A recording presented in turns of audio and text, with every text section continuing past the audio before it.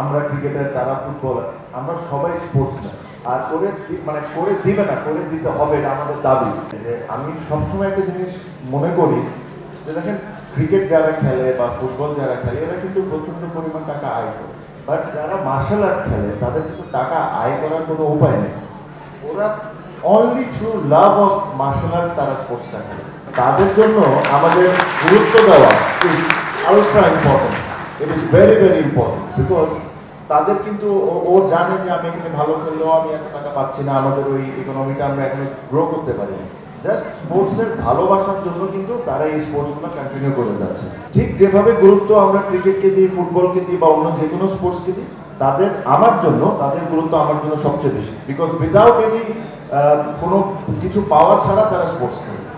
তো এটাও ঠিক যে ইনডোর বানাইতে তো আসলে খুব বড় কিছু ব্যাপার না। এটা আমি রিসেন্ট টাইমে বাংলাদেশে দেখতেছি যে আমরা ক্রিকেটার, তারা ফুটবলার, আমরা সবাই স্পোর্টসম্যান, আমরা কোনো ডিফারেন্স কেউ নাই। ঠিক আছে, ঠিক আমাদের ক্রিকেটারদের প্র্যাকটিস করার জন্য যে সময়টা প্রয়োজন ফুটবলেরও দরকার বা অন্য সব কিছু স্পোর্টসের দরকার। বাট যে কথাটা ভাইয়া তুমি বলেছো যে তোমার সময় পাচ্ছ না, এই জিনিসটা নিয়ে আমরা আলোচনা করতেছি যে তোমাদের জন্য যদি আলাদাভাবে কোনো কিছু করে দেওয়া হয় যেখানে তোমরা ওই এনভায়রনমেন্টে যায় ভালো করে প্র্যাকটিস করতে পারো, তুমি আশা করি খসরু আঙ্কেল আছেন, মিশাকুল ভাই আছেন, এই ব্যবস্থা তোমাদের জন্য করে দিতে হবে। আর করে দিবে না, করে দিতে হবে, এটা আমাদের দাবি। এটা কিন্তু আমাদের বাকি সবার একটা দাবি।